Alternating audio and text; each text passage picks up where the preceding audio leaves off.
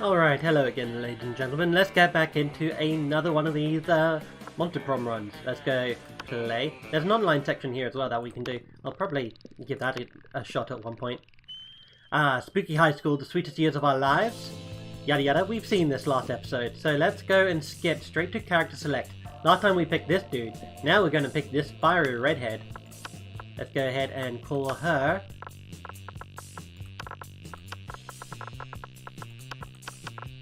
There we go. Absolutely fine. Let's do this! Yeah, absolutely. We'll go ahead and skip here, and we should skip straight to... Here we go. So, this is the personality test. Which god do you pray to each night before sleeping? Oh, I pray to all kinds of gods. I have this business where people pay me to deliver their prayers every night. I've even started to look for a Chinese factory to outsource the prayers. Praying is for fools. I took compromising pics of a god molesting a tree, and now I blackmail him for whatever I want. A lot more effective. Praying is kind of lame. I have a group of techs set up with some deities. Dionysus, Bastet, Loki. Coolest cats in town, let's go with that. So charming. So charming. You build a 100-foot square statue commemorating an event, so that in 1,000 years, archaeologists can learn something about the people of our time. What does the statue represent? Your least favourite political figure being devoured by a rabid rhinoceri, which are also covered in badass tattoos. The mind-blowing twist in your favourite TV show that clearly changed the lives of everyone forever, unlike all that boring stuff they show on the news. That glorious instant when your friend stopped you from texting embarrassing stuff to your ex while hella drunk. So fun. What would be a deal breaker for a potential lover? Person's a coward, mediocre, boring, lacks taste, hates outdoors, or lacks manners. Let's go boring. Hey, we get the Polly, the poltergeist. We should probably try and chase her Let's this do time. this! Absolutely, let's do this. So let's see. Smart 7, Charm 7, Fun 7. Our creativity is very low. So what do I want to do? I think I shall get Charm and Fun. Let's go and dance. Oh yeah, look at her. She is on fire. The day during recess. That day during recess, you start a half-hour rave that goes full crazy. You have no idea how it escalates so much, but at one point there are like 300 people. Someone summons demons from a nightmare dimension. The consequences might distort the fabric of reality itself, but who cares? It's a rad party. Game plus 2 fun. Yeah. Later that day, you're out shopping with Vera and Polly when a wild cockatrice appears. Excuse me? It gallops through the mall, biting shoppers with its jagged beak, turning them to stone.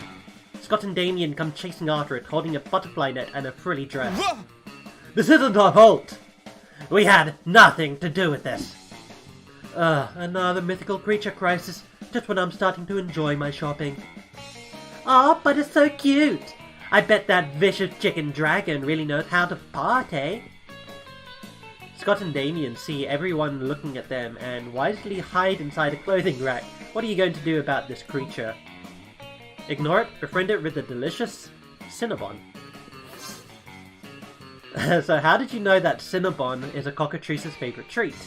It gulps the tasty cinnamon bun down in one bite and burps happily. As you turn back to your shopping, it follows you. It seems you've gotten a new friend. Okay, obviously we need to take this hideous creature out clubbing with us because duh. Well, I suppose that is a novel way to spend an evening. You take the cockatrice out to all the hottest clubs. They let you in because they don't want to be murdered by a cockatrice. You gain plus 2 fun and plus 1 charm. That turned out very nicely. Alright, noon, we're going to be sitting with Polly if we can. Let's do this! Absolutely. Polly and Damien, huh? Why do I feel like I know Damien from somewhere? You know, a devil man who is in the high school setting, who's a potentially romanceable character. Nah, it can't be the same dude. You arrive at your chosen table to find Damien, dejectedly half-eating a bowl of mashed potatoes, while Polly sadly passes her hand through the same. Oh. Seriously, what do we have to do to get a food fight started in this cafeteria? I honestly don't know. I tried throwing potatoes at people and yelling food fight, but I think everyone is too scared of me to fight back. And I can't throw any food because of my stupid ghost hands. Plates and mirrors, antique furniture? Sure, but not food. There's got to be a way to provoke a food war. My dads are always telling me to be more political. But we're not political.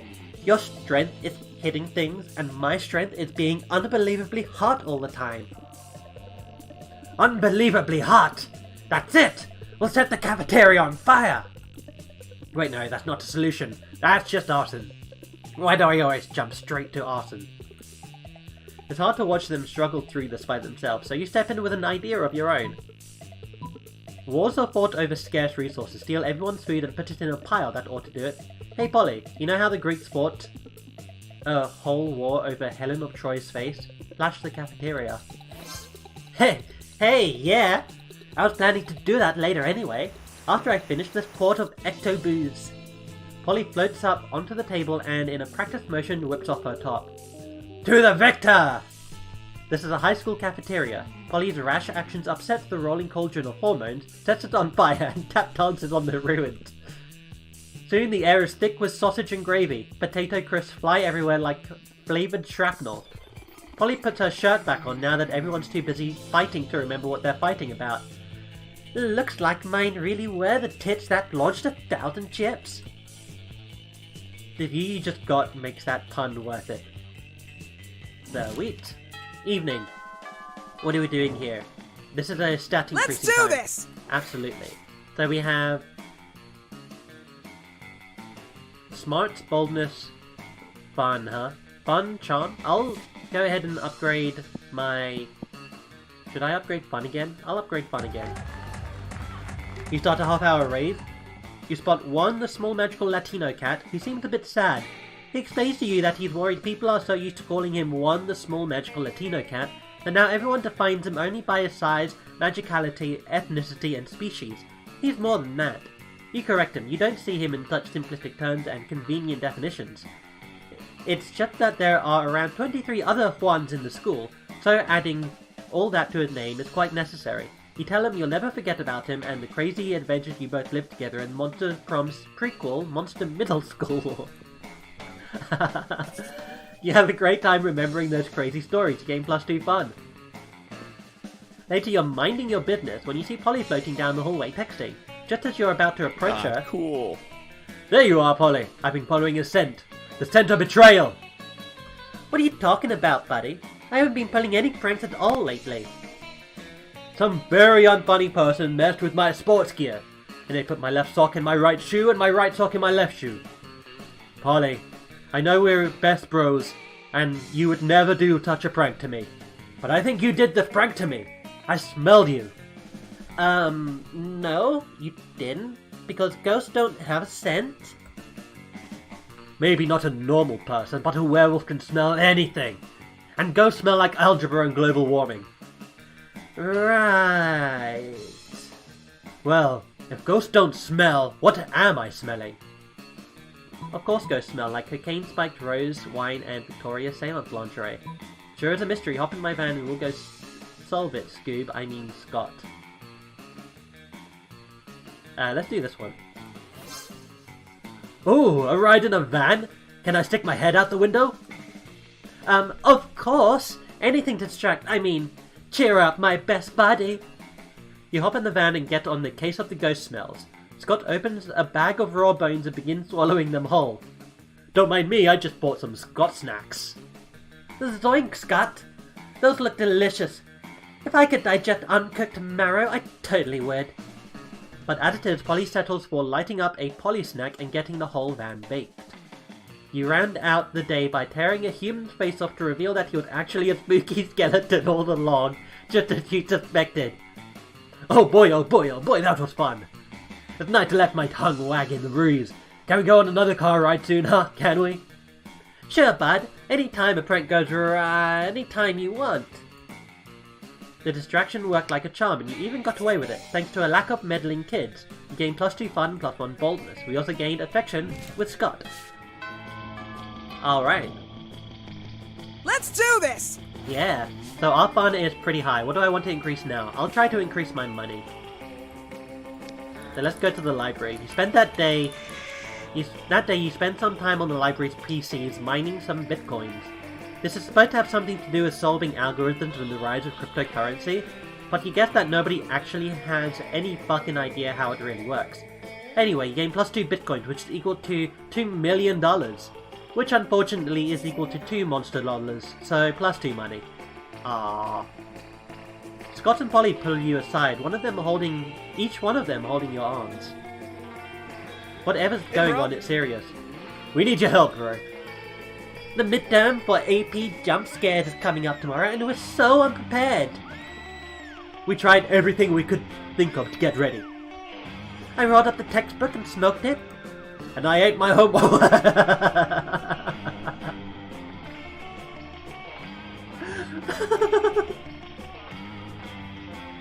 Look at his face!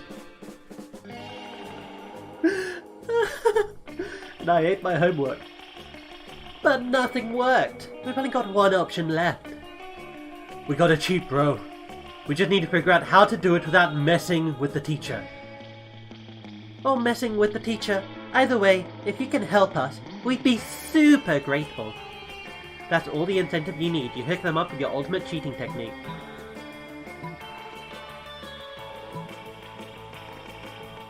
Just take the test like normal, and then use this time machine to go back and change your answers. Write all the answers on the teacher's face, you'll never see them there. Damn it. But we don't know the answers. Yeah, that's why we're asking you to help us cheat. Learning all the answers just so we can sneak into our teacher's house and tattoo them on his face? That's like more work than just learning the answers. Yeah, what about for next test? Are we supposed to tattoo the answers from last week's test? Bro, I'm like, not a plan master or anything, but your plan has some serious problems. It's like I always say, Scott, face tattoos are for fun, not for cheating on midterms. The way Polly and Scott are looking at you now, they might be contemplating giving you a fun face tattoo. You'd lead to safety and lose 2 creativity and 1 smart. Ugh. At least I got a heart with Polly, that's good. Now, I want to try and think. Let's do this! Yeah, what stats are good for Polly? I mean, fun, definitely. I guess I might also want to go boldness. Let's go and sit with these two again. You find Polly and Scott huddled at your chosen table. If these two are together, it can only mean one thing. Prank Masters! Yeah, I hereby call this meeting of the Prank Masters to order. Prank Master Howell, President accounted for. Chairman Geisel dressed up and ready to prank. Hey, how come you get to be chairman? Well, which one of us can throw chairs around the room without ghost powers? Well, I don't have any ghost powers, so... Oh, you, I get it. Chairman, but... No time to argue, Scott. We've got to come up with a baller food prank before the end of lunch. Oh yeah, okay. What if we... ate all our food like a good boy? Is that a prank? No, Scott. For the last time, that's not a prank. And I don't eat. But I'm having trouble coming up with another idea. Anybody else? You've been waiting all your life for an opportunity like this. You proposed the ultimate food prank. Replace all the food with chairs. Yes! You know what they say, when life gives you chairs, do pranks with the chairs. But I've never heard Coach say that. Doesn't it sound like the kind of thing he would say, though? Yeah, it kind of does. How am I supposed to help, though? You're the chairman. Easy, Scott. Just be a chair. Oh, of course. Scott twists himself into an uncomfortable-looking shape. He seems happy, though. Like this? Exactly like that. Now up you go. Whee! Does this make me a chairman? Sure, totally. Polly doesn't seem to mind sharing her title with Scott or affection with you. Prank achieved. We had that event, last episode, I believe.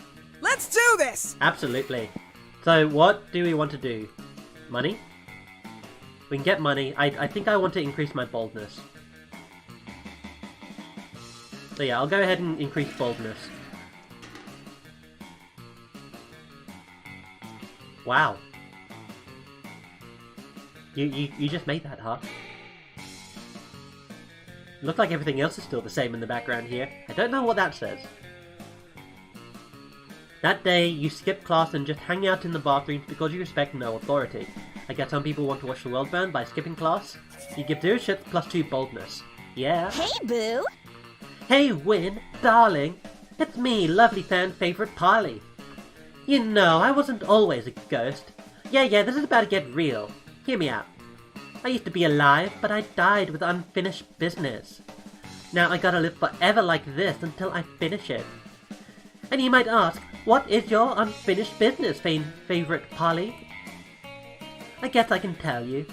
I never did a reverse Romanian Wilkinson. You know, sexually.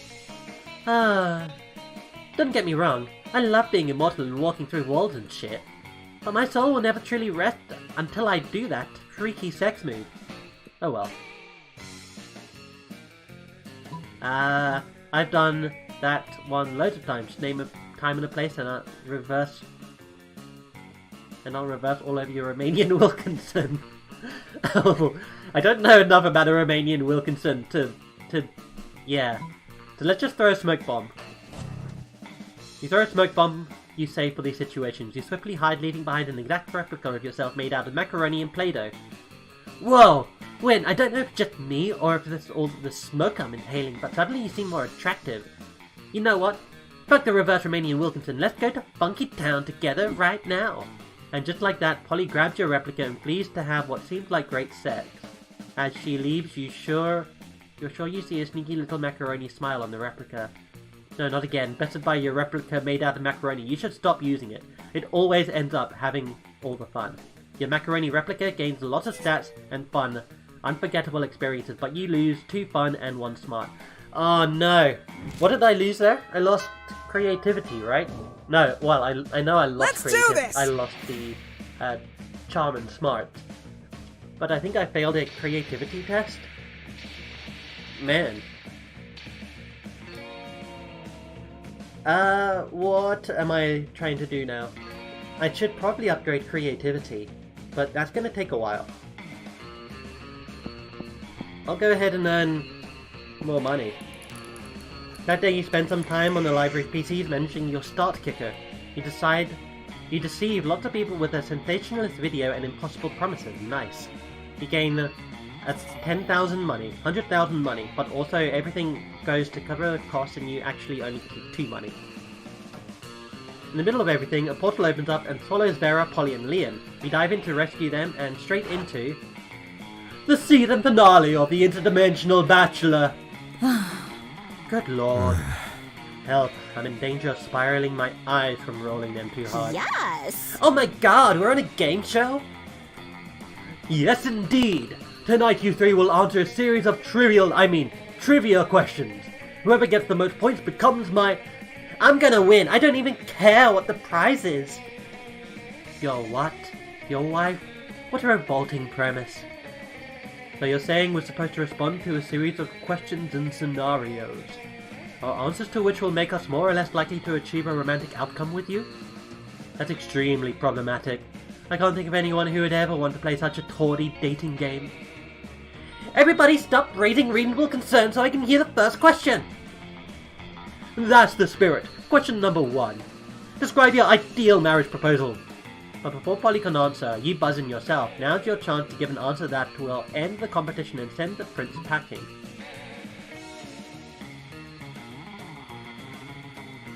What? What are these all? What the hell? I present you with my grandmother's wedding ring still attached to my naked grandmother. Jaw unhinges, peas pour out. What the heck? Oh no!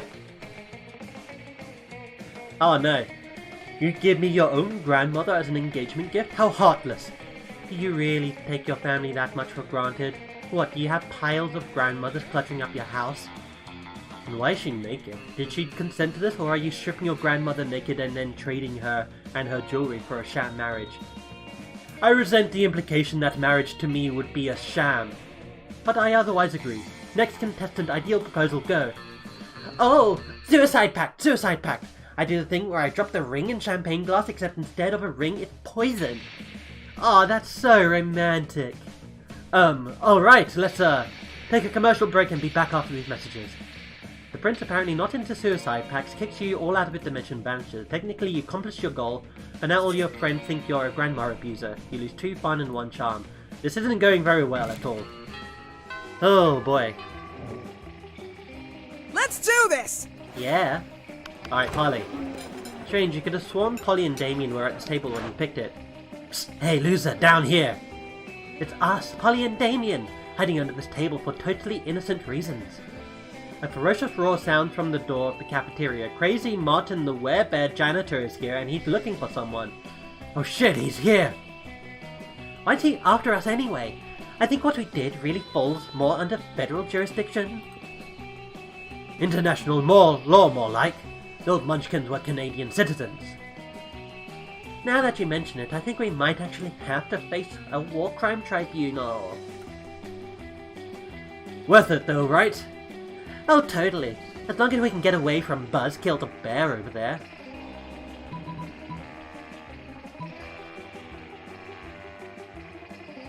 What? Hide behind diplomatic immunity? I mean, you're both princes of hell, right? Just hide in the ghost zone, you know, the special alternate dimension only ghosts can use. But I can't hide in the ghost zone, I'm not a ghost. I guess you just should have thought of that before you spent all that time being alive, huh? Being alive isn't a choice! Well, okay, I don't have time to sit here and argue pro-life or pro-choice with you, my dude. So you're in the ghost zone? No, you won't! You can't follow you can't follow Polly into the ghost zone, but from the way she winks at you before crossing over, it looked like you're one step closer to the bone zone. I don't think my character has a bone. Maybe she does. Let's do this! Alright, where are we going now? Money, smarts, fun, charm, boldness. I want to do charm. Let's do charm. Hey, look at that! She's on fire. I think I've used that joke already, and that's probably going to be a joke I'll use however often I play this character. That day an epic dodgeball match takes place, everything seems lost, but you deliver an inspirational speech that fuels your team spirit, leading to a spectacular comeback. You're clearly a natural born leader, you gain +2 charm. We're getting ready for another round of you get to dodgeball when Polly flags you down. Hey, you know what I realized? The gym is the one time where we're actually encouraged to judge the way students handle each other's balls. Before you can even begin to think of a response, a giant interdimensional rift opens in the gymnasium. You again! Go away! And out pops the ever-persistent interdimensional Greetings, my prince. love. My dearest Lady Paulina, worry not, my love. I am here to whisk you away to the safety of my dimension. The safety? For what? From what? Why, from this unceasing war you seem to always be caught in the middle of. Danger about you all. Danger abounds all around you. Look at these uniform. Oh my god, that says uniform, doesn't it? Yep, that totally says uniform. Look at all these uniformed soldiers. Look at the projectiles hurtling through the air, often towards your gorgeous visage. Come, let me steal you away. If you're using the word steal, it's a good sign that this is not going in a great direction. But the interdimensional prince is too focused on saving Polly from the horrors of war to listen to reason. He grabs her by the arm and is about to pull her through the interdimensional rift when you call out to him. If you're taking her, you must follow the rules of engagement and first speak to our highest ranking officer, Coach. A true hero wouldn't plead safety, he would stay and fight this war for his love's honor. I like that one. Let's go this one. Oh, but of course, I would never want my love's reputation to be ruined by fleeing the army in a cowardly manner. Let me talk to this general, Coach, and explain to him that Paulina is being whisked away to safety to be made princess. Surely he shall understand and give her an honorable leave at once. Oh, good call, Wynn. He'll never be able to withstand talking to Coach. Hey there, sport! Haven't seen you around before. Are you a transfer student? You must be the Honorable General Coach. I give you my humblest and most meaningless greetings. He does not understand dodgeball. Oh boy, howdy! Did you come to the right place? I fancy myself something of a dodgeball expert, so you've definitely come to the right place. Is that so? I, a prince, am skilled in a variety of disciplines and am always excited to master more. But, no buts in sport unless it's your butt on the court. Ah, what a delightful sentiment. I've never heard such a thing before, but I immediately find myself uplifted by it. And it rhymed. We should write some inspiring slogans together. Indeed! What an excellent team we shall make, and what a truly spectacular speaker you are. What a truly singular speaker you are. In fact, I would quite like you to officiate my wedding, Polina. Polina, you're engaged? You kids seem a little young to me, Polly. You at least. How old is this prince anyway? But love always prevails. Congratulations, you two. My sincerest appreciation. Has his eyes always been sparkly? I would like the ceremony to be interface and include no less than 30 minutes of fireworks. Sounds good to me. I look forward to the occasion. Oh, thanks, Wynn. Would you, choose a dress to force me into as well, since you're basically my wedding planner now? Looks like I'll have to deal with this myself before you end up ordering me and Princey over there a cake. Polly storms off to seek help from someone who won't inadvertently enlist an officiate from an underworld wedding, leaving you with -2 fun, -1 charm. Boo. And not like the fun kind of ghost boo, like you're the worst boo. Oh man. Can we still Let's do this! ask her out to prom? I don't feel like this is going well. I'm gonna go visit class to Hey, get... stranger. Shouldn't you be out there trying to romance a classmate or something? Anyway, welcome. What are we gonna... What does this do? Some impractical yet kind of funky glasses. Remember when these used to be cool? Now they aren't, but they're so ridiculous that they're still fun in their own twisted way. Maybe I can't purchase that. I'm one short of purchasing that. One short of purchasing that as well. I want... that. No, I want to do this. Thanks. Bye, stranger. Alright, now we have a... This is probably going to be hugely insulting to Polly. Let's do this! Speaking of Polly, let's sit with her. You find Polly and Liam not eating as usual, because they're undead. The food in this cafeteria really is atrocious. It's hardly even worthy of my Instagram. Haha, what? I don't even eat the food. See, this is exactly what I mean. We can do so much better than these subpar culinary abortions. Oh, I see what you mean. You mean the two of us should have a cook-off? What? No. Did you say something? I'm not listening because I'm so psyched about this cook-off. At no point did I agree to. I've got a huge advantage though because I've cooked off so many drugs. Oh, you think you've got the advantage, huh? I've been alive for centuries of culinary history. It's on. The two of them dash into the kitchen, ignoring all rules of law, school, and common decency as they commence cooking. Two celebrity chef judges appear to critique the challenges. Just out of nowhere. I think they're both equally horrible, said the cruel British judge. What's a British accent? I mean, I know I'm British. I probably have a British accent. But, if I do a posh one, then I'm just gonna do, Miranda or... okay, what's a Cockney accent? I know some Cockney rhyming slang, but I don't know the Cockney accent off the top of my head. I'll know it if I were to hear it. I think they're both equally marvellous, said the overly nice British judge. Both judges turn to you. What do you think, tiebreaker judge? Whose meal truly is the cat's pyjamas? Probably because she literally just made a pair of pyjamas for a cat. What? Unbelievable! That's not even food! What isn't even food? A pile of yarn you're knitting in the frying pan. That's clearly a set of pyjamas for a cat. Oh, was it supposed to be food? Sorry, I forgot what we were doing. Yet it was supposed to be food, and yours obviously isn't. Oh yeah? Then how come it won the food contest, huh? Well, because... Yeah, that's what I thought. I'll catch you all later. I gotta go find a cat to put these pajamas on. Later you run into Polly again and she lets you pet her kitty, if you know what we mean. It means you get to pet the cat she put the pajamas on. What did you think it meant? I don't know. You, kind of misled me on that one. But you also didn't at the same time. You also didn't at the same time. When are we going to be able to get use of this? Anyway, I need, what, boldness, charm. Let's go boldness. You encounter 3 wild hyenas. Who the fuck runs security? You subdue them with the help of the hair comb. By the time you get to the bathroom, you gain +2 boldness. You spot Miranda and Scott in the vicinity. It seemed like the perfect opportunity to test your new blanket. You are it as if you were a goofy ghost and approaching them with a spooky boo, while Miranda is explaining something to Scott. And that's why those treacherous air people are the absolute worst! And also, the most likely tied to the disappearance of Mars Argo. What's this? A ghost? Perhaps a foreign exchange student? What are you talking about? Oh gosh! I didn't see you there, so ghostly!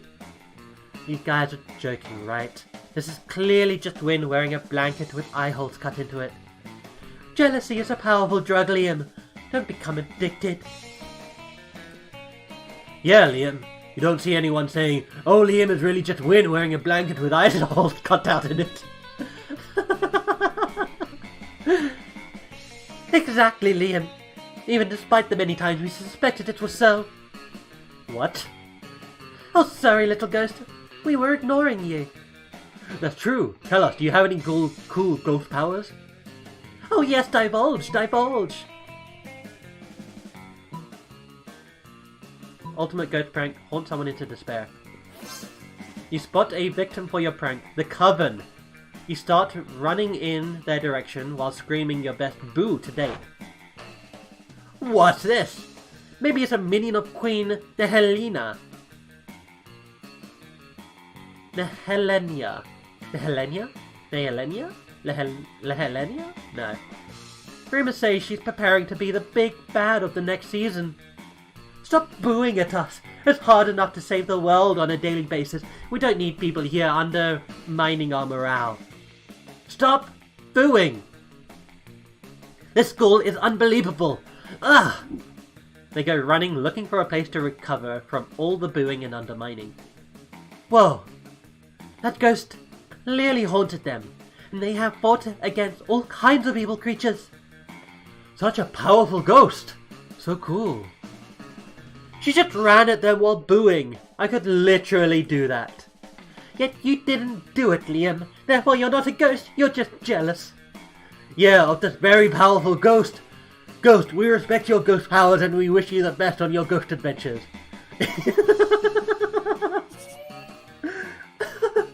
You leave, running and booing, before they realize how obvious it is that it's just you with a blanket. Today you gain 2 boldness and 1 smart. That's pretty good. I'm gonna get more smarts. Let's do this! Classroom time. That day you listen to your elders. You gain 2 smarts. You're hard at work reorganizing your collection of magic stickers when you're interrupted by Polly. Hi! Can you help me with my homework? I have to write an essay on the perks of being a ghost. But I am a ghost, you know, so I've never stopped to wonder what the best part is. Now I have to examine my life and it's kind of launching me into an existential crisis. What is the true nature of the self? Is the mind separate from the body? What does it mean to be alive? Which is weird to worry about because, like, I'm not alive. I don't like thinking this hard. Thinking it like how I died. Don't ask me to explain that. What should I say in my paper? Been drinking all night without ever having to pee? Going skydiving, but your parachute is a live shark and you're jumping into a volcano and giving no fucks. I'm pretty bored, let's go with that. Oh my god. Yes! Holy hell! I don't even want to write this essay anymore. I want to go skydiving with a shark parachute into a volcano. With spears sticking out of it, and a bomb strapped to my chest. And a chainsaw instead of a safety belt. And my goggles are scorpions. Polly wanders off, still planning excitedly. You're certain she's going to get her homework. You're not certain she's going to get her homework done, but there are more important things in life. Or you guess in death, you gain +2 fun, +1 boldness. So we. Let's do this! Alright, definitely sitting here. Polly and Miranda sit together, surrounded by Miranda's customary crowd of serfs. So, wait, you've actually got serfs who eat for you? Well, of course! I find eating to be terribly undignified, so I almost never do it. Hey, me neither! What other kinds of crazy serfs have you got? Well, I have a surf to go to the bathroom for me, a surf to experience difficult emotions for me, a surf to keep my silverware in alphabetical order. I even have a surfing surf for standing on top of whenever I go surfing. Well, that's a lot of surfs. It's a fair amount. The only limit is my imagination. Unfortunately, my imagination self-imagined a way to escape from surf and now I'm all out of ideas. Well, I'm sure with the help of Wynn, we could probably think up of a dope new kind of surf. Oh, is that so? I can't wait. Well, you're on the spot now. What will it be? You should get a party surf, Polly. A surf to experience your hangovers for you. A surf? For me? I couldn't possibly. Why not? I do it all the time. But isn't it wrong to make someone else experience the negative consequences of your actions? Well, like I said, I do it all the time, and Father says I can do no wrong, therefore it's probably fine. Oh, okay, hell yeah! Let's hire a dude to deal with all my withdrawal symptoms. Hire? Oh, Polly dearest, we don't pay our serfs. We don't? Oh, sweet deal. Polly hires the burliest hangover serf she can find, and the two of you go out for the night of your lives. The serf is dead in the morning from the epic hangover, but the memories are well worth second-degree manslaughter. Oh my god. Oh, Jesus. Let's do this! And I thought I did horrible acts when I was playing through my black and white campaign. Oh man. By the way, that's still sitting in the back of my my uploading folder. I just need to get around to uploading it all. Same with my CK2, but I saw this game and I really wanted to upload it, so I'm doing it now. Alright, what am I doing? Fun, boldness, let's go to the library. Poker face. Fighting against Sharkbait 007. And we're playing as XX Firelord XX. That day you spend some time in the library's PCs playing some good old online poker. Gambling seems like a stupid and dangerous decision, but who cares? This time it paid off, so fuck it. You gain +2 money. Then you realize you're feeling like going full ghost with your blanket again. You're observing your surroundings when you spot Miranda and Damien. You're about to get closer when suddenly... Greetings, my loves. Greeting, my beautiful high schoolers. It is I, the interdimensional prince. I'm here to rescue you from your mundane existence. Just sign these marriage papers. Not this guy again. Look. Whoa! An underworld spectre. This again? What again? Liam, this is clearly a kick-ass powerful ghost. Look at his face, so deadpan, no expression at all. That's because it's not a face. It's a sheet with 2 eye holes cut into it. Man, I wish my face had 2 eye holes cut into it. That would be fucking metal. No, listen, it's not a face, it's...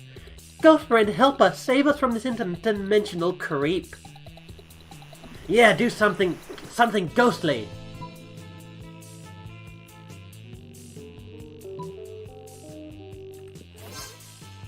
Ouch! Inappropriate. The only violence I tolerate is the violence of love, when a man forces his pure love onto non-mutual lovers.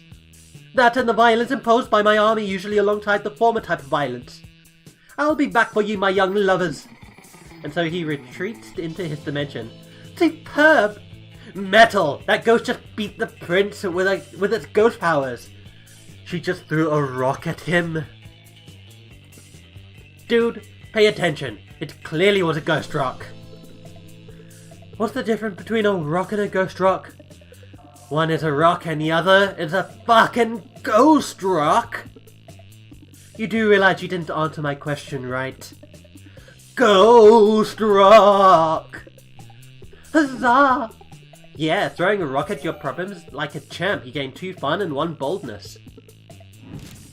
Alright, next one. Prom night is coming up very soon. Charm is at 8, fun is at 13, let's go party. That day during recess you start a half-hour rave that goes full crazy. Everything is fine until the small magical Latino cat asks you what you think you're doing. Damn, you didn't remember you suck at dancing. But you decide to go all in and pretend it's a nice new dance move, apparently called the Groovy Mosuka. Mosaka. One looks at you and he asks you to teach him the Groovy Mosuka. In no time, half the party is following your steps, enjoying the Groovy Mosuka all together. It's a party to remember, you gain 2 fun and a cool story to tell your grandkids someday. You're all set to enjoy some sun, when all of a sudden the sun disappears. You don't mind it too much, the darkness suits you, but Polly and Vera are pissed. Who extinguished the sun? And why didn't they ask my permission first? Yeah, we already have like 10 hours of night every night. We don't need night during the day. Oh yes, please excuse us. Sorry for the inconvenience. A solar behemoth is threatening to eat every baby in the world, so we've caused a solar eclipse, in order to defeat it. It's all very technical and magical, no need to hurt your head thinking about it. It'll be over soon. I'll hurt your head thinking about it. Free period will be over soon, and and then how will I sunbathe? God, you guys are so selfish. This is unacceptable. Move the moon away from the sun this instant, or I'll find someone who can. She's looking right at you when she said that. You realize that if you don't step in, this will turn into a full-scale catfight. So you roll up your sleeves and... oh no. Bribe your contacts in the military intelligence to nuke a hole through the moon? Oh my god. Offer the solar behemoth half the 12-year-olds in the world instead. They're bigger and less cute.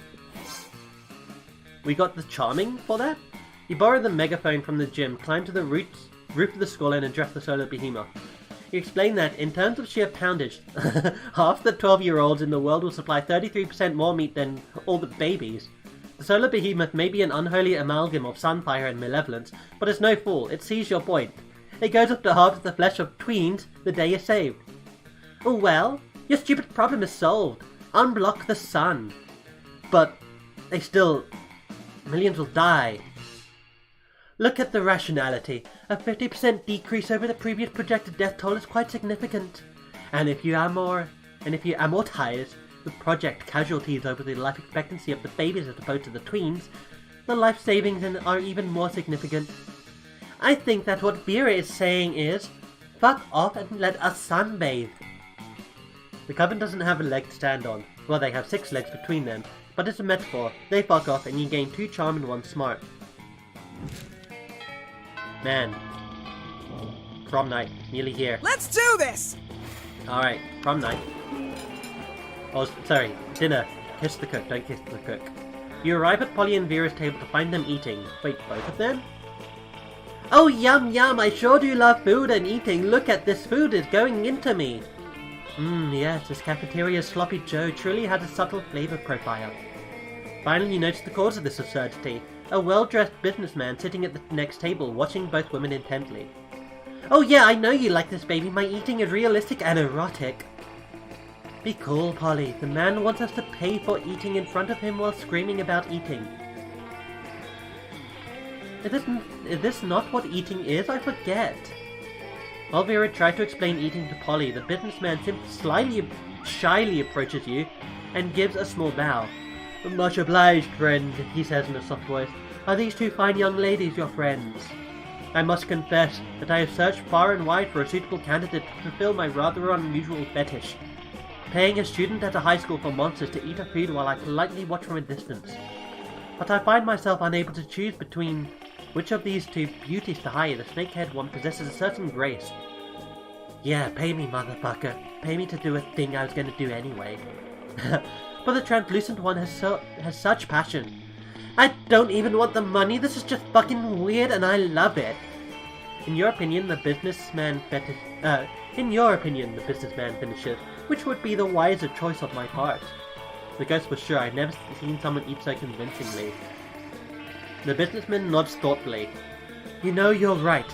Never before have I believed so fully that someone was actually eating real food.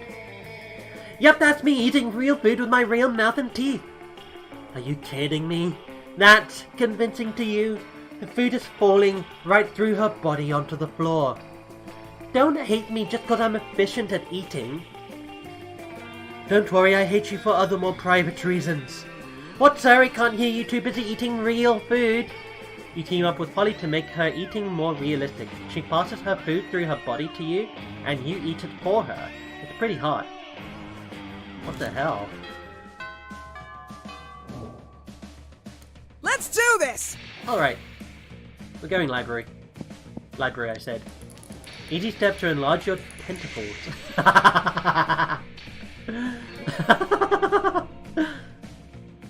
That day, you spend some time on the library's PC sending malicious spam emails in the hope of stealing other people's money. It doesn't sound very nice, but who really is the one to blame if they respond to such a blatant scam? You lose -10 karma, which isn't a stat in this game, so who cared, and 2 money. You could start off doing something productive. Or you could put on your blanket and go get up some real good old ghost shenanigans. You're looking for someone, but you run into the person that might finally see through your ghostly deception apart from Leo. Hiya! Hiya! Wait, what's this? Another ghost? No, I can't believe this.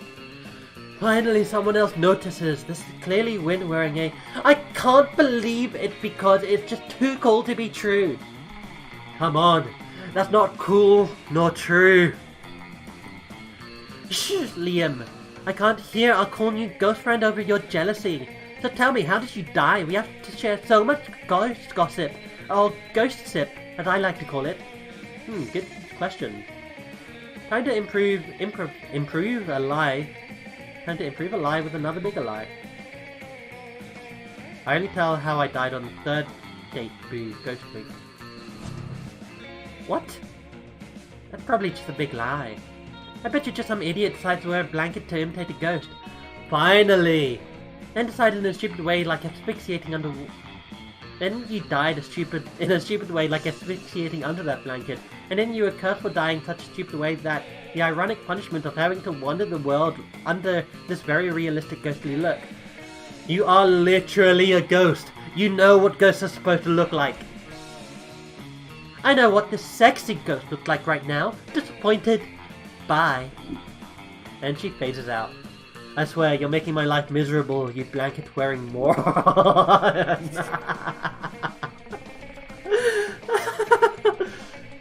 Your life is miserable now. You've lost a total of -2 fun and -1 charm. You want to prom? Wynn? It's gonna ask out Polly. Hi! Yeah? Let's do this! Hey, boo! Prom? Nah, Ghost on Ghost is like super vanilla. I have enough ghosts with myself. If you have something else like maybe a zombie or a gene or a Frankenstein monster or the very concept of fear? Wait, is the other character the very concept of fear? But no, you're clearly a very realistic ghost just like me. Wait, you actually are one of those things. Polly, out! And she's phased out before you can take off your stupid blanket. No way, boo.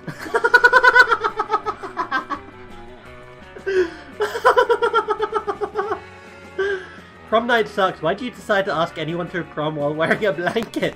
You pretended to be a ghost, yet you're the one haunted by the ghosts of your failures. Boo. Most likely to survive for a year drinking only her own pee.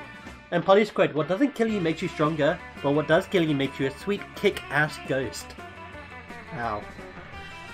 Oh man, I'm feeling lightheaded from all that. That is amazing. I still want to know who the hell this person is.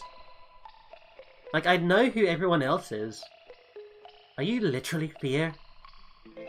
You're a Frankenstein monster. You're a zombie. You're a gene. Who are you? Are you a secret character?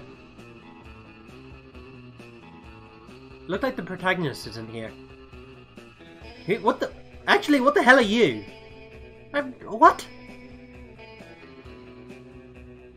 I've seen this picture so many times and I haven't seen you ever.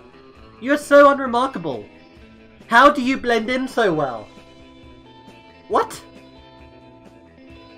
Okay, those 3 weeks were maybe the most epic and absurd weeks of our lives. After once a prom, we kept on living our lives, falling in love, battling for friendship and learning who we are and who we could be. And you know what? As it always happens, life got in the way. After some years, the Princess Dimension became a democracy, mostly due to the public discontent with royalty that spent most of his time in other dimensions. Despite that, the prince keeps on annoying high schoolers, still wrong in so many levels. Polly, whoa, look at your arm. Polly graduated doing lots of ayahuasca, and now she appears to people hallucinating to act as their spirit animal. Damien became an interior design specialized in torture mechanics. Last month, Vogue magazine called his product the refined marriage between macabre and chic. During those 3 weeks, Prom seemed bigger than life, and then it was gone, just like that. The battle for Prom might have just ended then, but there were lots of battles left in that war called youth. But once again, we were young and unafraid, and we were ready to start. Alright, we're gonna skip that. Thank you guys very much for watching. Hope you've enjoyed, and I will see you in the next one. We'll probably do a shorter one next time, because these are, like, literally an hour long. I know, it says that it's literally an hour long yeah, 60 minutes. Alright, well, goodbye ladies and gentlemen. Hope you've enjoyed.